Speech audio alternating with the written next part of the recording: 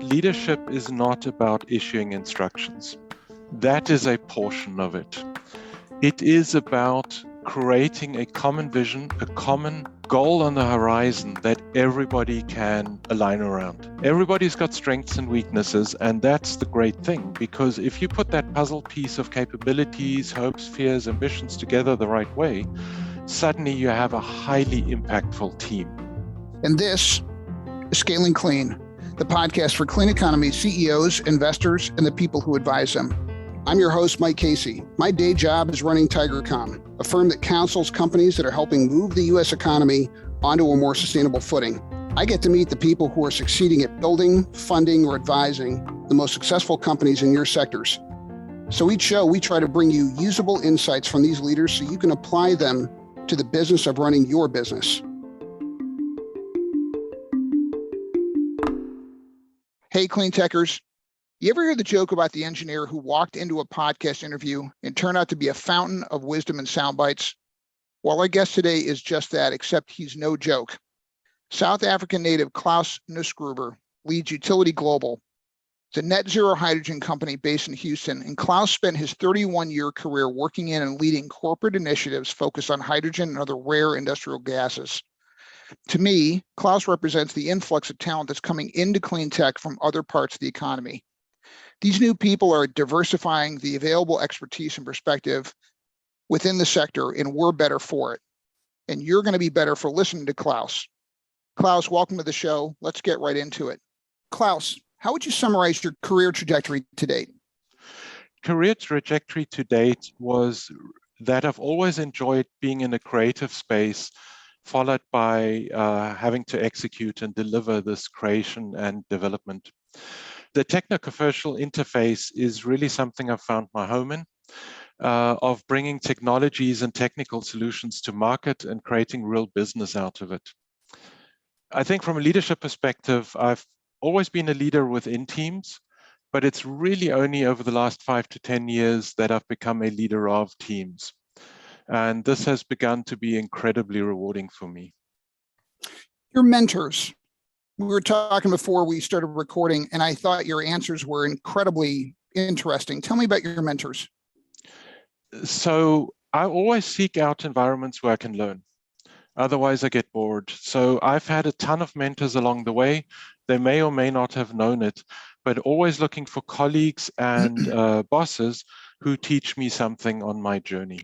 Maybe more specifically, definitely my parents. Because what one shouldn't forget is their mentoring teaches you the value system, what's important in life, how to deliver, how to execute, how to be disciplined, and how to put effort in to put us in a better place as their children, and what we need to do to put our children into a better place. And then lastly, calling out a specific person that most folks should know is Nelson Mandela. Having grown up in South Africa has really been quite impactful on my life, because he's sort of been this once-in-a-generation leader who always kept sight of the big picture and the big goal, despite the incredible adversity he was facing, and united a very divided country in a short number of years. So let me follow up on the Mandela question. That's such an interesting answer. Is there a specific lesson you gleaned from his role modeling that you applied last week, last month, or last year? Just a specific thing where you in retrospect, you drew from that role model that he provided? Oh, constantly, all the time. And that is, there is always some situation that upsets you. There are always actions by other people, whether intended or not, that are frustrating, that you feel are counterproductive. And it is really easy to get upset at them, really easy. I've noticed that. Yeah. and in the big down then, that's okay, but it's not helpful. It's better to walk away, get a cup of coffee and say, what are we trying to achieve here? And when you then have the conversations with everybody of how do we ensure that we're focused on the goal, is just incredibly powerful. And it tends to eradicate a lot of these frustrating situations very, very quickly. So what I hear you saying is by shifting by giving yourself a break, allowing to reset so you have a different perspective on what you perceive to be irritating behavior from a colleague, an employee, et cetera, it allows you to kind of level set and see them differently. Accurate? Absolutely. It's both about understanding the other side, because everybody's got a perspective that they believe is legitimate. And so step one is try and understand all the perspectives in the dynamic that you've got going on. And then once you think you've got that, the solution is more self-evident than if you just try and look at it from your perspective. And that also makes people feel included, that you care about them, and they are more amenable to coming up with something that is more aligned and agreeable to everybody. If you could just summarize, how have you changed your leadership style over the years? You told me earlier that the first time you're someone's boss was in high school, which I thought was very courageous of you to go back that far in your life and evaluate your current self against my high school self. I wouldn't do that because I would be afraid to look. But if you just had to summarize like 2 or 3 big shifts that you have made over the years and the trial and error of managing other people, how would you summarize those? Yeah, so the biggest shift, that leadership is not about issuing instructions.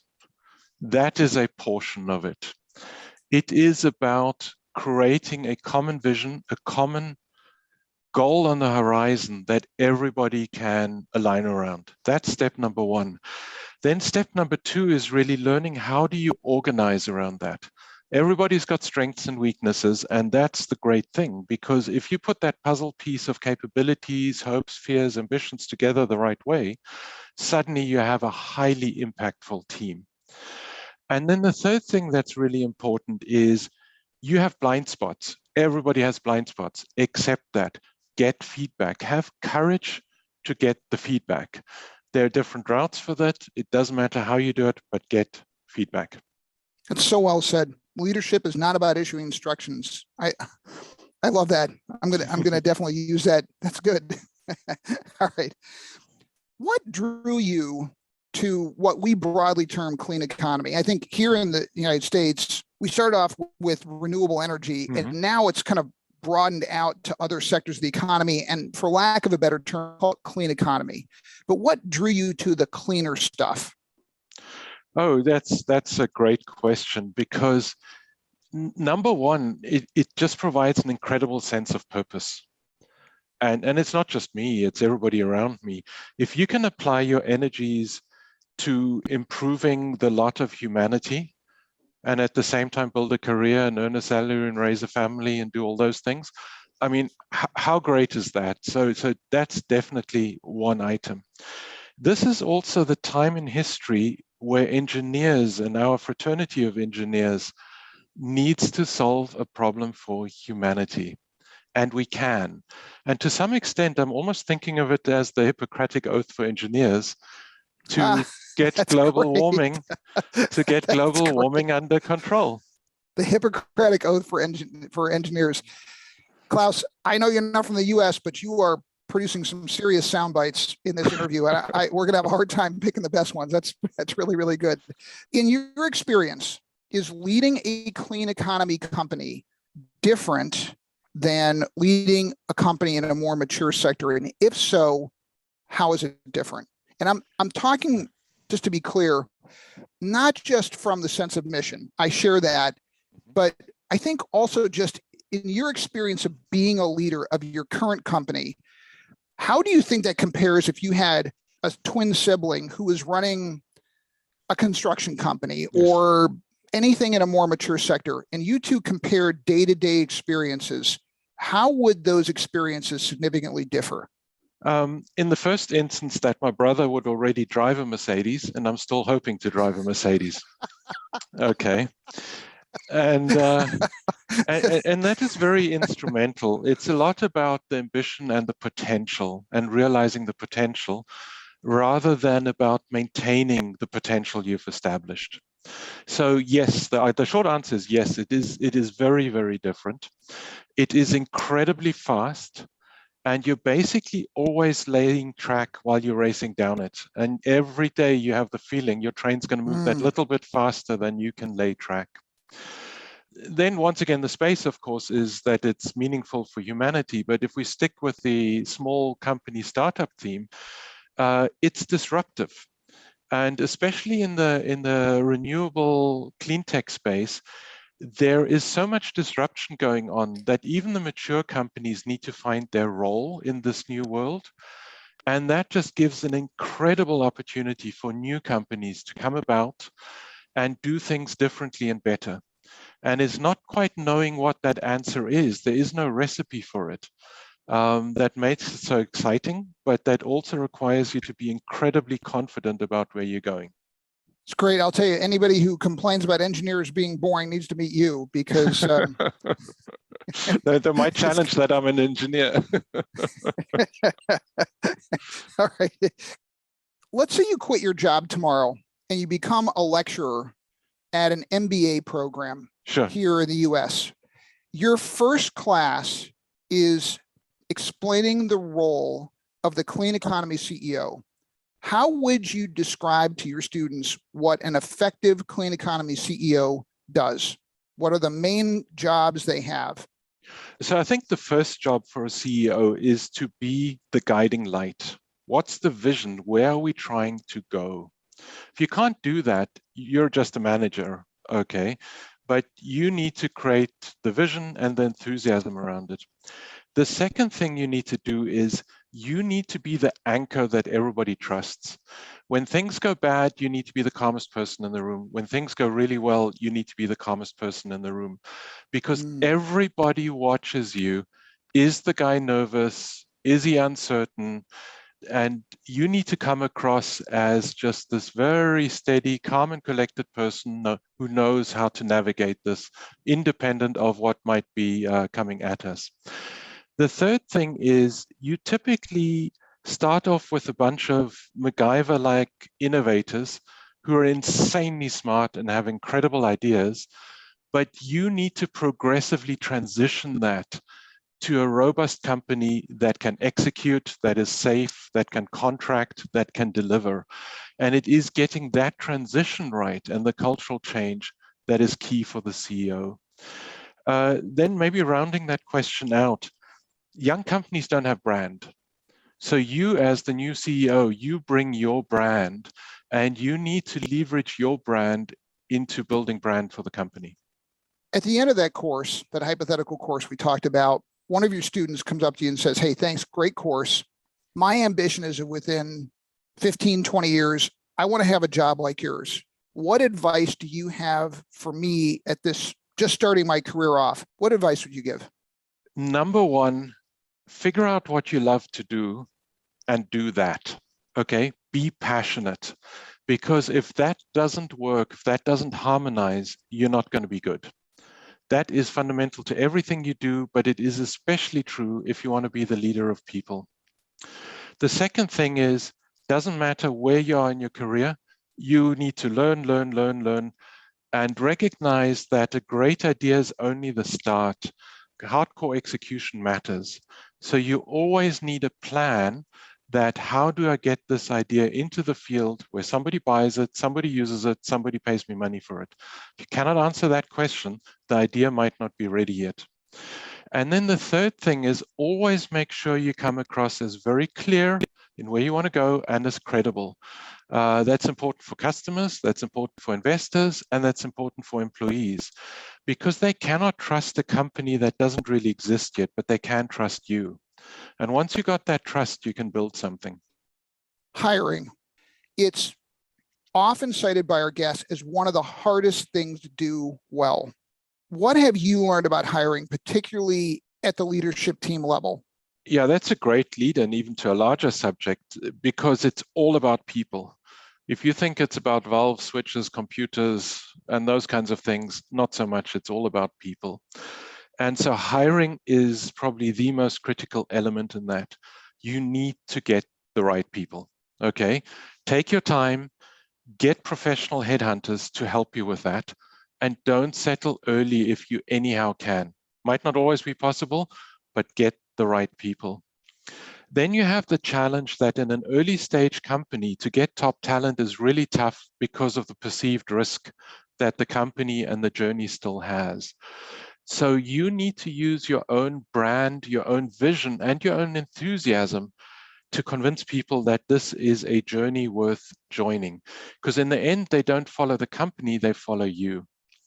And then the third thing is, once you've hired them, just lean in on supporting them. Very early on here at Utility Global, I hired a coach who's integrated with the entire team in the company. And the job every single day is to help individuals and teams thrive. And without Wow. this, absolutely, without this, we would have been in a world of hurt. We would have attrition, we would have turnover. But this has really been transformative by recognizing that once you got the people, you need somebody who helps you to focus on them and make sure you keep everything in great alignment. What a great idea. That's the first time I've ever heard that. Plenty of people use coaches, but it's the first time I've heard someone embed a coach for all the staff. That is really impressive. Absolutely. I happen to have a relationship there who just integrated super well. They are trusted. They are part of the fabric of the organization. And their job is people and company health. Talk to me about firing. What advice do you have on how to fire well? When an employee doesn't perform, you've got a couple of options. The one is just extend the runway until you might not need the function anymore. Number two is help them transform and improve. And it's really only once those two don't work that you should consider firing. Firing should be your last option because you spent a lot of effort, time, and money on that person. So if you do need to fire, make sure it's clean. Make sure you're both legally clean, but also sort of morally clean, that you have a clear narrative, a clear message on why you're doing it. What I've noticed when I've had to let people go throughout my career, if you give them a credible explanation, they almost appreciate the conversation they had with you. And that takes practice. You can't study that in a book. That takes practice. Think about your own performance. I know that as a CEO, how you show up to work every day is very important. A question we've begun to ask recently of guests is, what do they do? Habits, practices, pampering themselves, something that sort of keeps, what's the equivalent of an ice bath for an athlete? Are there things that Claus does to keep Klaus's performance at its peak when he's at the job, but these are things he does outside of workout, or perhaps they're during work hours, but what do you do to make your performance as consistently high as possible? No, that's a really good question. Step number one is recognizing that you can't go full speed all the time. An early stage company is always busy, there's always stuff to do, and you're always late for everything and you don't have enough people. Amen. Oh my gosh. That's going to be the soundbite. So the common mistake to which I'm not immune is you just go, and then wonder why you burnt out.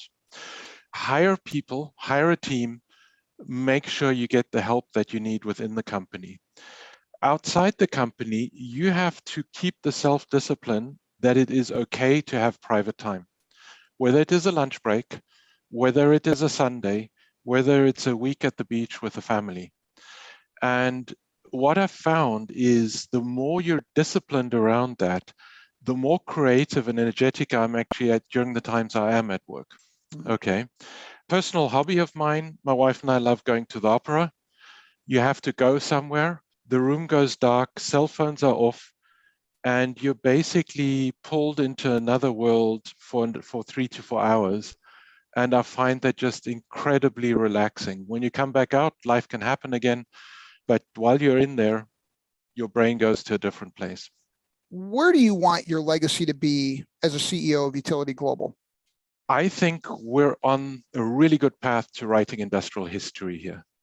We have a disruptive, transformative technology that we're driving to market that will make a significant impact on the speed and the affordability of the energy transition. So it is for myself and everybody else to be able to say, we wrote a piece of industrial history. Obviously, you want to leave a vibrant company behind that's revered for its products, its services, and its people, not to forget the people, and to have shown others that you can change the world. Okay, you can start from little beginnings and you can change the world. Are you a climate optimist or are you a climate pessimist, and why? I would say I'm an optimist, and it's not just related to climate. With innovations such as the one we have at Utility Global, you cannot help but being an optimist.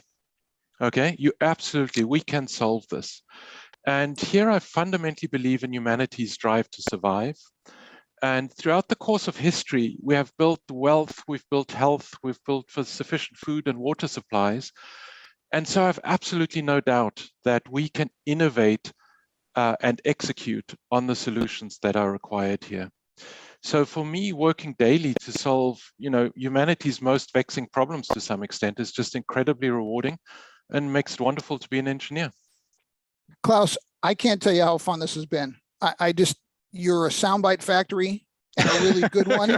And it's just great. And I say that as a guy who's worked crafting soundbites for 37 years. And I'm like, I wouldn't be able to craft many of them for you because you already got it down. It's really good. But this is really, really great stuff. Thank you so much for doing this. Thanks for coming on, sharing your wisdom. I'd certainly want to work for you. So it's good stuff. Appreciate your time, Mike, as well, just to reflect this in the other direction as well.